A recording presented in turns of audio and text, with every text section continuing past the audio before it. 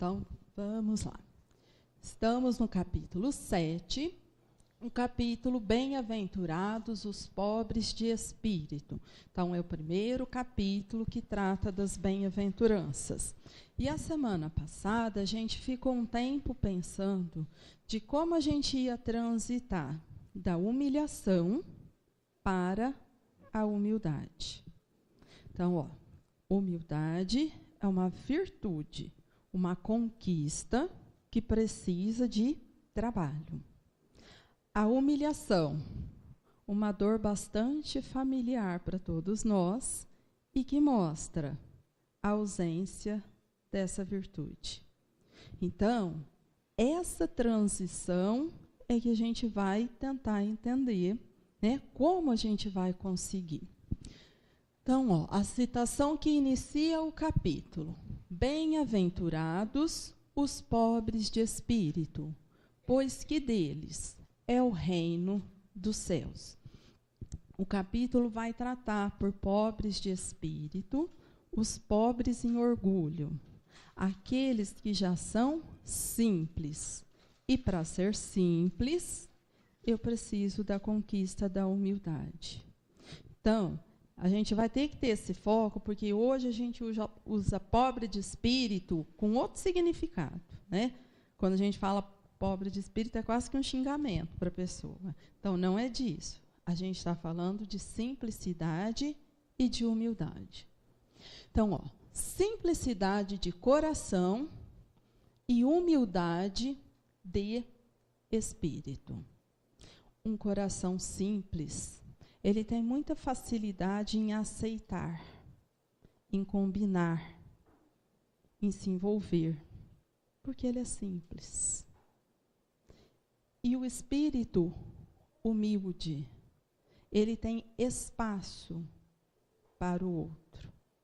Às vezes, parece que vai ficando assim, uma insistência muito grande, mas a gente usa também humildade como sinônimo de pobreza material. E não é disso que o Evangelho vai falar. Porque a pobreza pode conter muita arrogância, né? E isso não vai ter nenhum valor. Então, eu tenho que pensar como espírito. Como o meu coração é simples? Ou eu sou muito complicada mesmo? O quanto eu sou capaz de aceitar o outro nesse espaço que a humildade me traz? Ou não cabe? Porque é um questionamento que agora devagar eu preciso fazer e ir identificando. Porque às vezes a gente fala assim, nossa, mas eu sou amiga de um monte de gente. Amiga, colega ou conhecida? Porque são coisas muito diferentes. E às vezes eu vou perceber que na minha intimidade, mal está me cabendo. Não tem espaço para mais ninguém.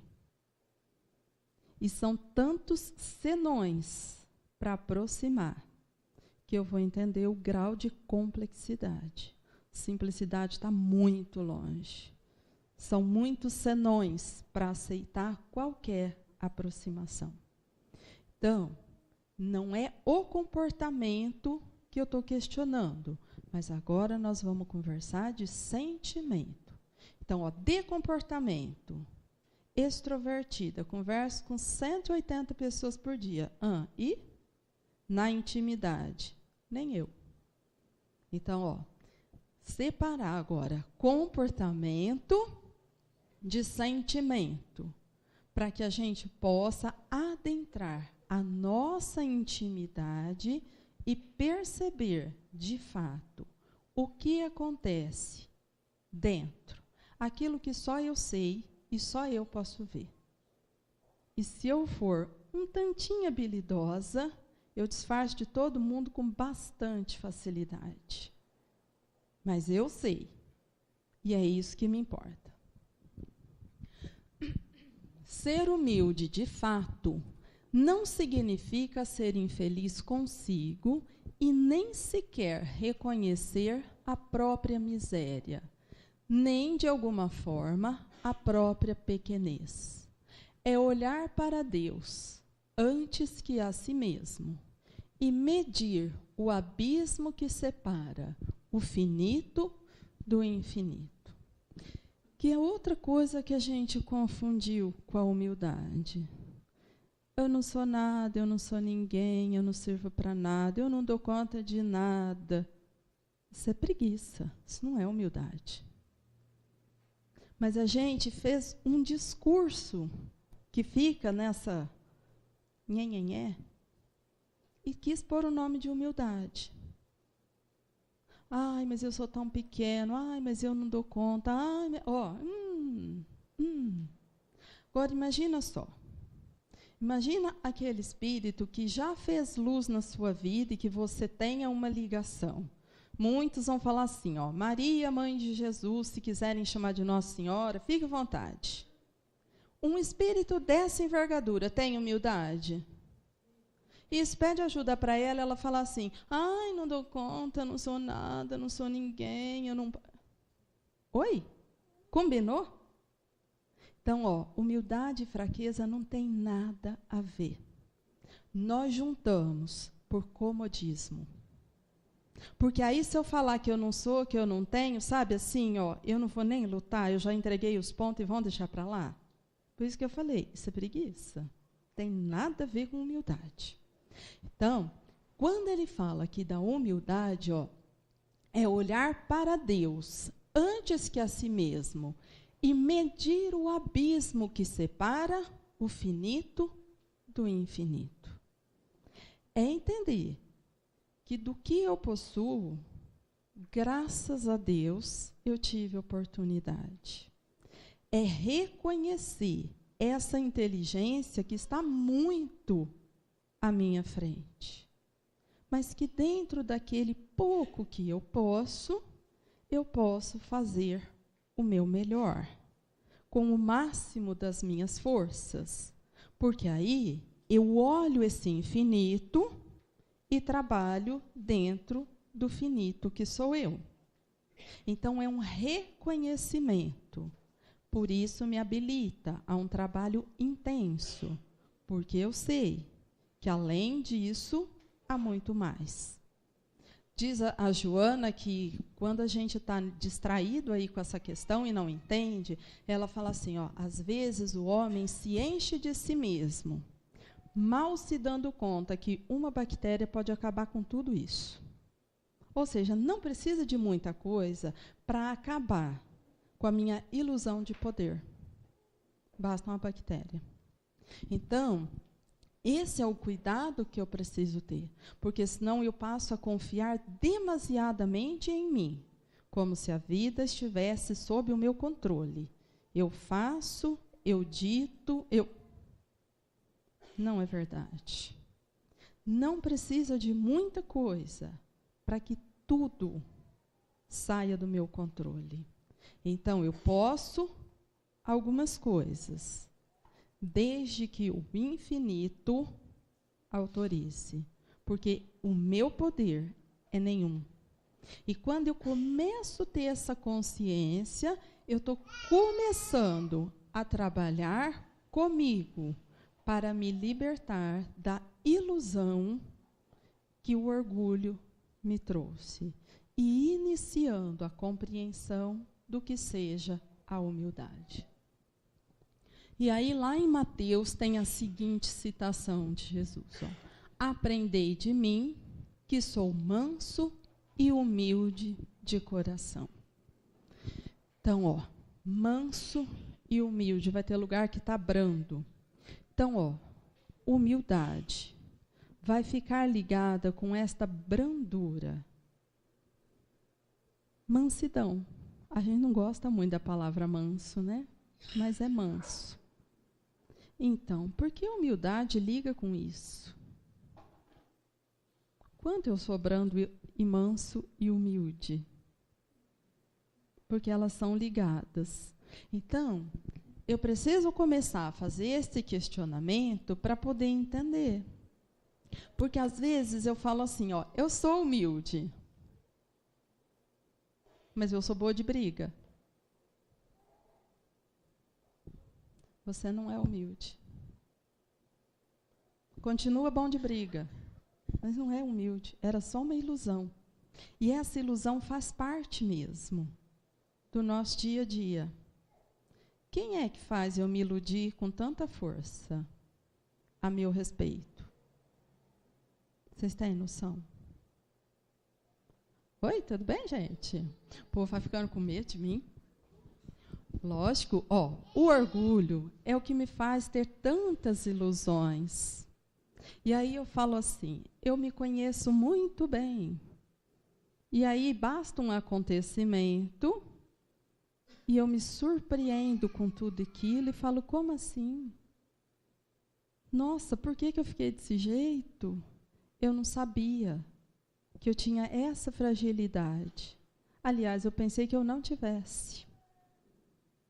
E depois precisa de mais outro tanto de tempo para eu perceber que daquilo eu conservei um medo desse tipo de dor por muitos anos de vida. E que só a hora que eu dou de frente com aquilo que eu percebo que eu estou aterrorizada. Mas eu jurava que eu não tinha medo de nada. Que eu enfrentaria tudo. A minha força era ilusão. Não era verdade. Mas eu achei que fosse. Eu achei que fosse. Porque me faltou humildade para reconhecer. E isso é bastante constante na vida, porque a gente faz isso muitas vezes, com muitos temas, com muitas questões. Então, enquanto eu não identifico, eu fico nesse limite, que é um limite bastante restrito, que o orgulho me traz. Lembrar que a gente não vai olhar mais para o orgulho de uma forma pejorativa. Orgulho é dor, sofrimento. Um espírito orgulhoso, ele traz sofrimentos intensos, desesperadores. E chega um dado momento que é tanta ilusão que ele já não sabe mais qual é a verdade e ele tem muita dificuldade em lidar com a própria dor, porque ele não sabe o que fazer, porque agora tudo ficou muito confuso. E não é simples lidar com isso. Compreendemos que o orgulhoso vive numa atmosfera ilusória, de destaque social ou intelectual, criando assim barreiras muito tensas para penetrar na realidade do seu próprio interior. Eu sou esperta, ninguém vai me enganar. Eu sei muito bem o que as pessoas querem. Quantas vezes por dia repetimos estas frases? Com um pensamento denso que isola o outro de mim. Aí a gente vai estudar daqui a pouco o duelo e vai falar assim, mas não tem mais duelo, por que o Evangelho gasta tantas páginas para discutir o duelo? Quando eu olho para o outro e faço assim, sei muito bem o que você quer. Comigo, não. O que eu comecei a fazer? Duelar. Eu vou começar a ver agora quem que é o mais forte, o mais rápido e o mais esperto. Como se a vida fosse só isso o tempo todo. Então, não tem intimidade, não tem espaço, tem disputa o tempo todo. Mesmo em relacionamentos muito próximos. Por isso, eles são carregados de tanta dor e tanto desacordo, porque não houve um entendimento, há uma divergência que se transforma num duelo. E isso é extremamente doloroso, porque imagina, eu não consigo confiar nem nas pessoas que usam o meu sobrenome, que moram na mesma casa. Ou seja, acabou a paz. O meu problema não é mais na rua, é dentro de casa. E isso é uma situação muito comum. Isso não é o incomum. Isso é o comum, o de todo dia, o que a gente encontra. Porque esse duelo fica garantido. Então, essa tensão é importante.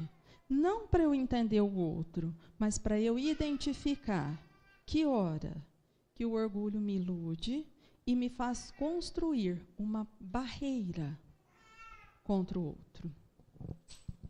Na maioria dos casos, o orgulho é um mecanismo de defesa para encobrir algum aspecto não aceito. Lembra que eu falei? É dor. Como assim? Essa pessoa acha que ela pode fazer isso comigo? Comigo não faz. Então, com o orgulho, eu monto uma barreira e tento me proteger. Mas proteger no isolamento, na solidão. E aí eu tiro de uma dor para ir para outra? É exatamente essa tristeza que vai acontecer. Hoje, se a gente for pensar, voltando no assunto da pessoa mansa, se a gente for pensar numa pessoa mansa, atualmente a gente vai achar que é uma pessoa que deixa os outros ditarem a sua vida, né? E o que seria uma pessoa mansa? O manso é o que conquistou essa virtude da humildade. Um outro não vai ditar, mas eu não vou antagonizar o que ele fala. Então ele fala, mas eu não tenho raiva dele. Nem porque ele quer mandar. Eu faço aquilo que eu acredito, porque eu sei que eu sou responsável por mim. Mas eu não fico com raiva do outro.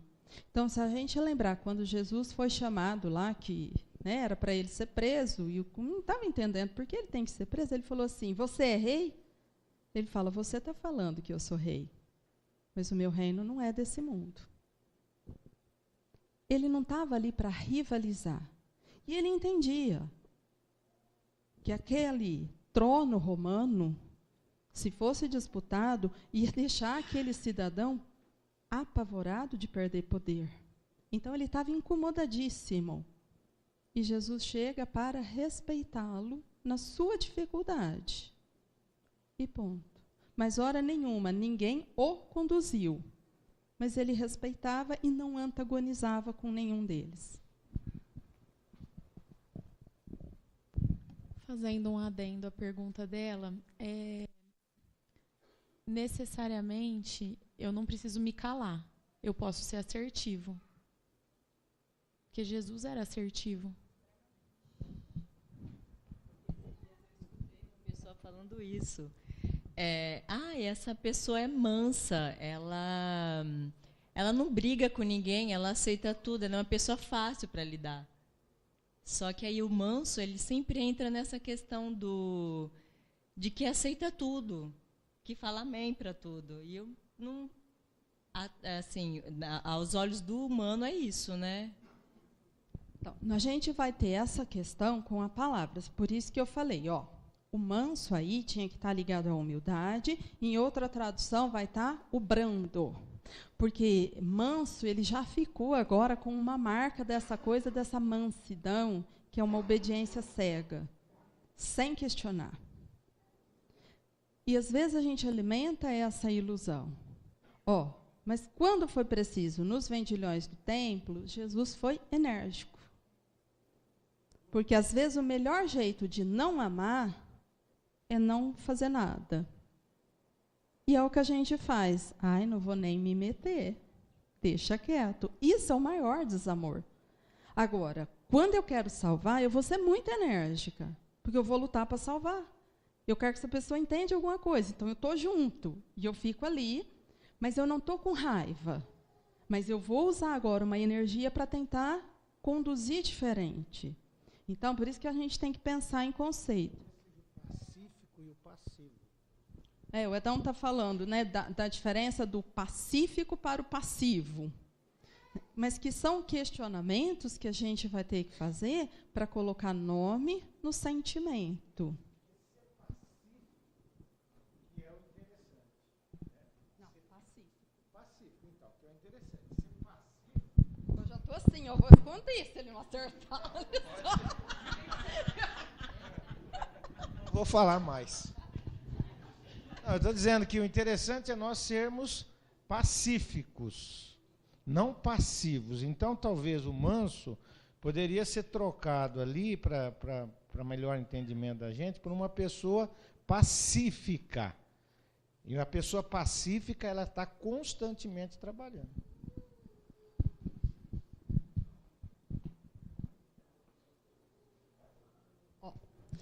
Aí, em umas outras reflexões, para a gente entender a importância dessa humildade, humildade é andar na verdade. Olha como que vai mudar tudo que a gente imaginava de humildade.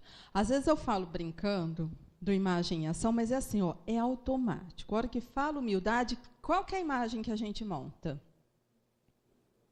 A pessoa que está levando bronca vai ficar lá assim, ou a pessoa pobrezinha de marré desica, com esse cabelo amarradinho, tudo. Ó, tem nada a ver. Desconstrói esse trem daí.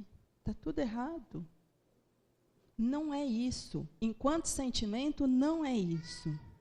Mas isso fica confuso, porque ó, foi usando o mesmo nome para muita coisa.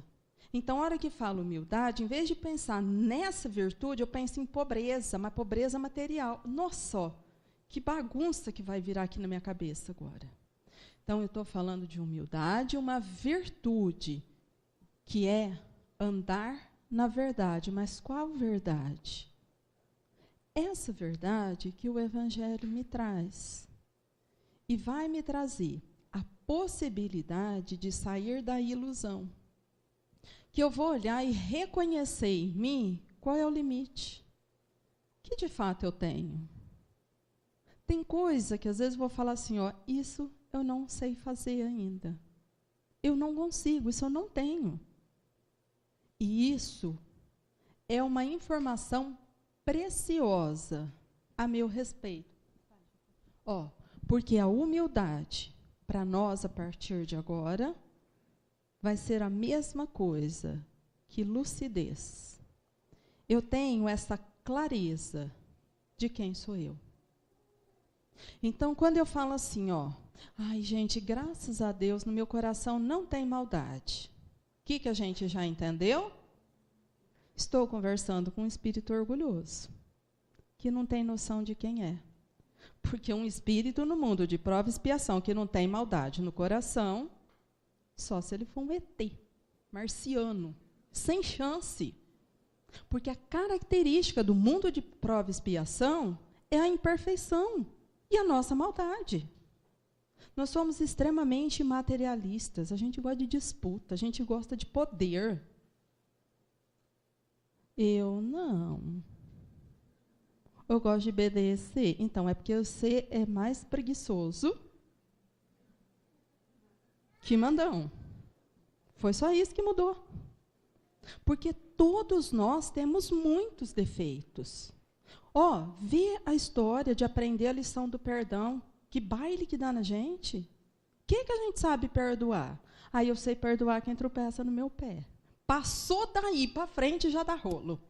Ou usou o tom de voz alterado, já deu errado.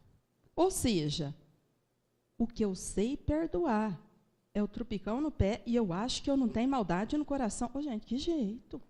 Que jeito. Então, ó, se eu não tiver essa clareza, a ilusão domina.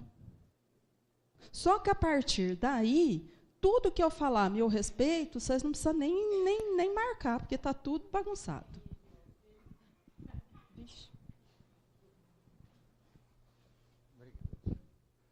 Pessoal, falar sobre humildade, né? Parece uma coisa muito simples, mas na verdade a palavra é muito mais profunda que a gente possa imaginar. A palavra humildade vem de humus, né? Quer dizer a terra. Então, simbologia bíblica diz que se da terra viemos, para a terra voltaremos. Não existe maior humilhação ou maior humildade do que a morte. Por isso que nós carregamos esse impulso na vida.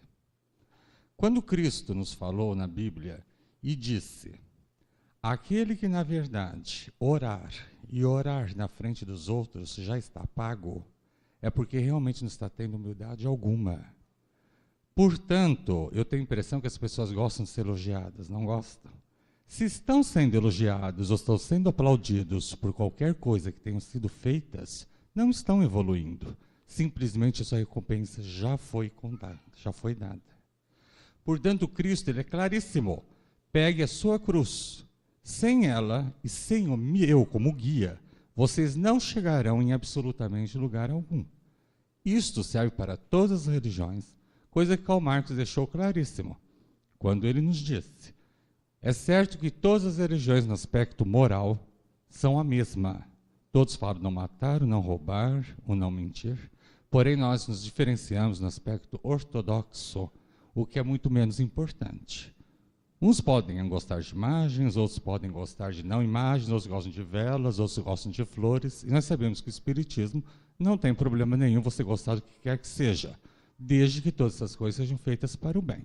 Então, quando vocês forem até acender uma vela, procurem saber se tem alguém perto de vocês vendo, para depois elogiá-los que vocês acenderam uma vela, porque vocês estão pagos. É melhor acender essa vela escondida. Pode parecer apenas uma simbologia, mas pense um pouco mais nisso. Quem busca as coisas esperando algo em troca, ou faz o bem esperando algo em troca, ou receber algo em troca, simplesmente Deus não nos deve absolutamente nada. É só isso que eu gostaria de colocar. Muito obrigado. Eu não vou mais deixar ele falar, porque a voz dele é mais bonita que a minha. E eu não sou humilde.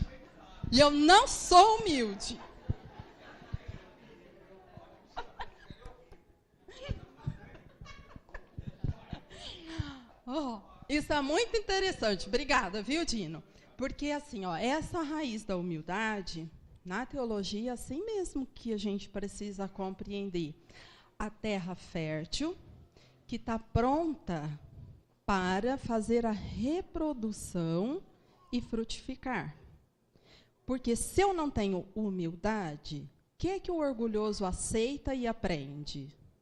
Nada. Ele sabe tudo. Então, ele se fecha a qualquer coisa que vem até ele. Já o humilde, ele é aquele que está sempre aberto. Ele admira o superior, respeita o inferior e aprende com os dois. Porque ele tem essa simplicidade. Por isso, ele é pronto e pode frutificar. Então, são situações que a gente precisa ir questionando mesmo, porque senão a gente vai vendo o quanto a gente tem dificuldade. Mas, quando a gente elabora a nosso respeito, a ilusão ainda é grande. Então, como a gente estava pensando, ó, se eu fico pensando assim, ó, que eu não tenho maldade no meu coração, isso mostra a distância que eu tenho da minha realidade.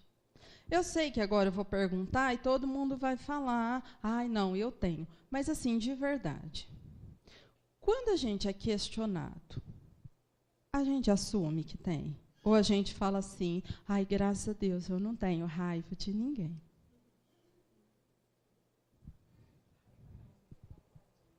Ah, eu fiquei só um pouquinho magoado, mas até já passou. Ó, a gente não dá conta de olhar para a nossa realidade e falar raiva, não. Eu tenho é ódio. Tem hora que com o meu pensamento eu estraçalho uma pessoa. Mas é ódio mesmo, igual, quase lá do primitivo. E brincando a gente fala assim para o outro, você parece um pitbull. Por que eu comparo a pessoa na hora daquela ira a um pitbull e não a um gatinho? Porque o que ela está me mostrando é violência. Aquela lá do primitivo. Só que aí, a hora que eu vou fazer a avaliação, eu falo assim, ó, ai, mas eu já sou tão esforçada, tão do bem. Gente, isso não é verdade. Mas o que me dificulta olhar a minha realidade? A ilusão. Então, A humildade vai me dar esta lucidez de compreender quem sou eu. Só que, olha só, tenho isso, mas eu reconheço que eu tenho de bom também, porque o humilde pode fazer isso. E se eu não sou humilde, a gente fica meio sem graça de falar de qualidade. Por quê? Porque quando eu falo da qualidade, vai enganchar na minha vaidade, aí eu sei que começou a dar errado, aí eu falo, deu errado. Então, a minha dificuldade em aceitar e reconhecer pode estar nessa mesma ilusão e na mesma dificuldade do orgulho. Uma outra situação que é muito interessante de pensar é o seguinte: quando eu sou guiada por esse orgulho, ficou bravo.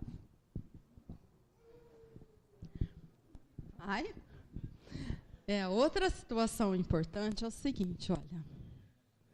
Quando eu recebo elogio e gosto, e eu faço assim, ai, obrigada, imagina. É humildade? Não. Porque se você falar uma coisa que eu sou, eu vou falar assim, isso eu faço mesmo. E tudo bem. Agora, quando faz assim, ai, obrigada. A mesma pessoa que se deleita com o elogio, se destrói na crítica. Porque é que nem sensibilidade. Se eu anestesiar para o prazer, eu anestesio para a dor. Ou seja, não vai fazer nada. Agora, quando eu deixo essa sensibilidade funcionando, as duas coisas eu registro. Quando eu fico com esse trem aqui funcionando, eu gosto de elogio. Mas a hora que vier a crítica, ela vem com todo o seu impacto. Vocês conhecem um comportamento que fala assim, mas o que ele falou de mim? Ele perguntou? Ele viu? Agora tem mais um inferno, vai lá calcular quantas curtidas teve. Mas fulano não curtiu minha foto. Mas fulano não viu minha foto. Mas, Então, e aí eu fico arrasada, assim, teve 400, mas o que faltou não curtiu. Amanhã eu ponho outra. Tormentou a cabeça. Por quê? Não tem essa lucidez, essa clareza, que eu fico dependendo da opinião do outro para validar aquilo que eu penso, aquilo que eu sinto. Então, essa ilusão torna grave, porque agora eu vou começar a perceber quanto eu vivo em função do externo, totalmente desligado do interno, do que deveria ser a preocupação de fato. Então, eu quero mostrar uma coisa para todo mundo, mas eu não me importo de dormir de mal de alguém que eu vim aqui nesta vida reconciliar. Mas isso ninguém está vendo. Isso tanto faz. Então, olha só, é um sentimento. Eu vim junto reconciliar. Isso é fundamental para construir virtudes nesse exercício e eu não dou bola. Já aquilo que vão ver, que vão comentar, isso importa. Então, olha só, de novo, se eu falo que eu sou um espírito imortal, que isso é minha verdadeira vida, que isso eu preciso cuidar para evoluir, mas, de fato, isso não me importa, só pode ser porque eu estou vivendo uma grande ilusão. E estou gastando toda a minha força, todo o meu empenho, para uma coisa que vai acabar mesmo. Que vai encerrar daqui a um período. E eu fiz, vou estar lá toda esticadinha, bonitinha. Mas por dentro, o trem vai estar tudo enrugado, feio. Porque eu não cuidei. Eu cuidei do externo. Então, de novo, é o tamanho da ilusão. Eu preocupo muito com o que é passageiro e ignoro o que é definitivo. Então, a hora que a gente pensa, com razão, isso não tem sentido, gente. Fica uma loucura fazer isso. mas em realidade é o que a gente faz. Então, eu preciso pensar bastante nisso, para ir aproximando da minha realidade e entender em que ponto que eu me encontro de fato. Porque senão eu fico muito em dúvida. Aí eu fico distante da minha realidade e eu me perco de mim. E isso é difícil. Então, quantas vezes a gente vai falar assim, ó, eu estou sofrendo. Por quê? Eu não sei. Tudo eu já fiz. Eu já me esforcei muito para melhorar e nada está dando certo. Então, eu não consigo mais entender. Ó, porque o que eu estou olhando é uma ilusão. Eu não estou olhando o que é. Então, lógico que não está dando certo. Porque eu estou fazendo um esforço para corrigir o que está nessa ilusão, que é aquilo que não é de fato. Então, esse cuidado é importante. E o nosso sofrimento tem ficado muito grande. Né? Então, é essa aproximação de nós mesmos é que a gente precisa agora conquistar. A humildade é uma virtude de difícil aquisição, por exigir esforço para superar-se os instintos que predominam na natureza humana, especialmente o da sobrevivência. Ó, eu vou tentar melhorar isso aqui, porque é bastante profundo. Mas o que eu acho importante, ó, Joana de Ângeles, ela não é terrorista, né? É um espírito bom, sensato. Se ela está falando que é de difícil aquisição, eu não acho que ela está fazendo trocadilho de palavra, é porque é difícil. Então, olha só, se eu falar assim, ó, ai, mas é que eu sou tão humilde, já fala assim, pula essa parte, porque eu já equivoquei já. E quando eu falo, é porque eu não sou. Porque quem é não se reconhece como tal. Quem é e ponto. Quem reconhece é porque não é. Imagina, olha a cena.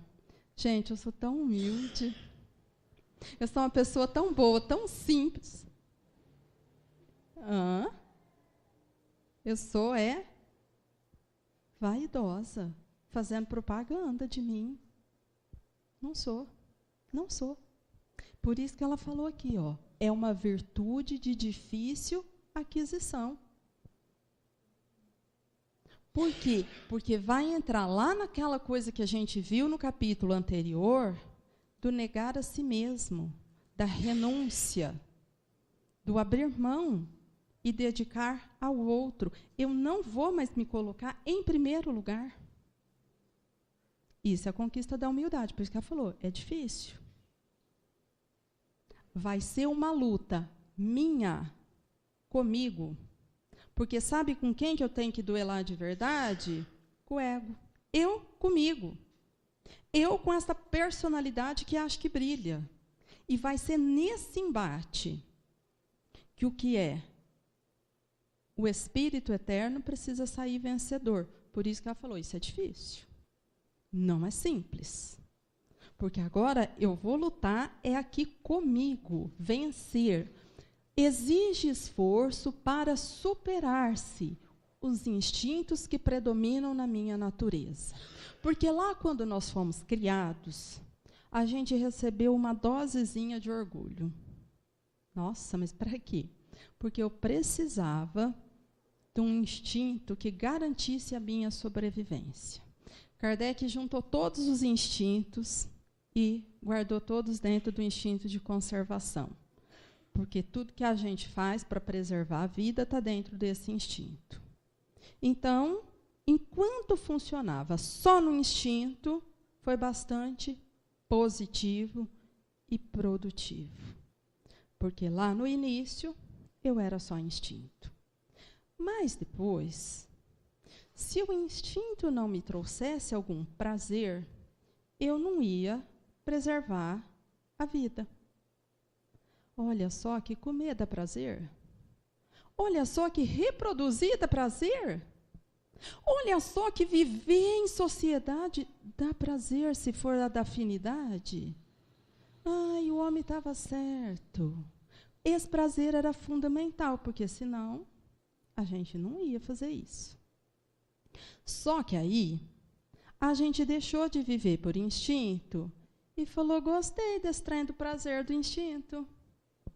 Então, agora a gente vai arrumar umas coisas para dar uma maquiada e vamos repetir o instinto só por prazer e não por necessidade mais. Então, o leão come enquanto ele tem, e nós?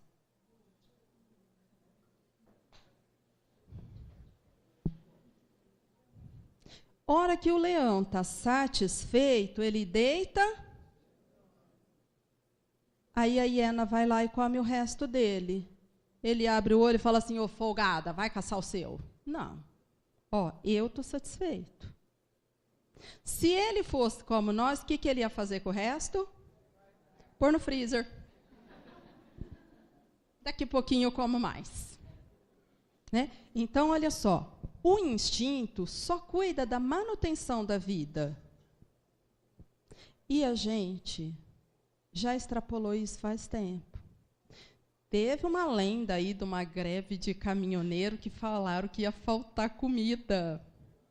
Que tragédia, hein? Quanta coisa a gente estocou, que vergonha, gente. Então, isso é a gente. E o medo de não poder comer? Olha, nossa, parecia que... Então, é assim, ó, a gente vai extrapolando. Só que a hora que eu corria lá para buscar aquilo que me abastecia, a gente não perguntava assim, será que tem que dividir para ter para todo mundo? Então, como a gente não fez, o dono do mercado precisou fazer. Hoje o limite desse trem aqui é 6 por pessoa. Porque senão o povo ia lá e levava a prateleira embora. Para quê? Porque não pode faltar para mim. Você é problema seu. Mas aí eu não sou uma pessoa egoísta. Porque eu não consigo entender.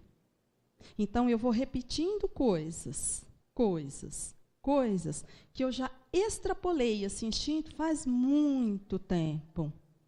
E agora, para vencer todo esse egoísmo, olha só, por isso que ela falou, é difícil. Porque eu vou ter que chegar lá, e eu não posso falar assim, cheguei primeiro, eu vou pegar, e não quero saber. Não, o egoísta não faz isso. Ele chega lá e começa a pensar na organização para todos, não nele. Porque o que ele quer para ele é exatamente o que ele quer para o próximo. Vocês acham que vai dar trabalho ou não conquistar a humildade? É com essa luta, com esse instinto que eu não posso mais deixar predominar em mim, que faz essa guerra. Por isso que é quando diminui o orgulho e o egoísmo, que essas virtudes começam a expandir. Aí, muito legal hoje me perguntaram assim, mas e aí a autoestima? Então, o orgulho era para isso também, eu preciso aprender a gostar de mim. Mas, gente, quanto que é que eu tenho que gostar de mim? E que é hora de gostar do outro? Então, já sabendo disso, Jesus falou assim, ó, amar a Deus, ao próximo e a si mesmo. Porque ele sabia que estava garantida a confusão, que a gente ia falar assim, primeiro eu. Não, não é primeiro eu, primeiro você. Porque aquilo que eu te desejo, eu tenho que medir para ver se é o que eu me desejo. Porque senão, eu faço para mim, mas para você, nada. E aí, ó, quem está predominando? De novo, aquela parte de instinto que eu quero tudo para mim. E depois você pergunta, eu precisava disso? Normalmente a nossa resposta vai ser, não, não precisava. Tanto que o que a gente tem sofrido hoje? De excesso. A maior parte dos nossos desequilíbrios atuais vem do excesso. A gente não tem falta, a gente tem excessos. E os excessos foram trazendo muitas doenças. inclusive as doenças emocionais. Eu tenho excesso de irritação, eu tenho excesso de raiva, eu tenho excesso de apego, eu tenho, todos esses excessos me adoeceram. Os excessos materiais me adoeceram. Só que olha que engraçado, a gente tem uma sensação de carência e parece que toda hora tudo vai faltar. Então a gente vai grudando cada vez mais e tentando guardar cada vez mais, porque como eu estou nesse excesso, mas de construção real eu não tenho nada, é só uma ilusão, apesar de ter muito, eu sinto muita falta de tudo. Olha que coisa estranha. Por isso que eu preciso vencer, porque se eu não vencer a ilusão, eu continuo tentando fazer essa força de conquistar cada vez mais para parecer que eu tenho. E isso dura muito pouco, e aí eu percebo que eu não tenho nada. Então, a gente fica toda hora nessa guerra. Então, é um esforço muito grande. Por isso que eu falei, é muito cansativo esse momento. É cansativo. Vocês têm sentido isso? Cansaço. Todo mundo fala assim, gente, eu não aguento mais, eu estou muito cansado. Será que é a idade? Parece que não dá mais tempo. A gente fica tão exausto no fim do dia, que parece que fez... Então, mas antigamente fazia isso, era a pé de bicicleta, agora a gente anda de carro. E aí a gente ficou tentando procurar onde mais podia ser e não começa a achar. Porque eu faço muita força para conquistar muita coisa. E nada disso me abastece. Então, essa construção agora de lucidez é fundamental, porque é isso que vai me dar uma coisa que é verdade.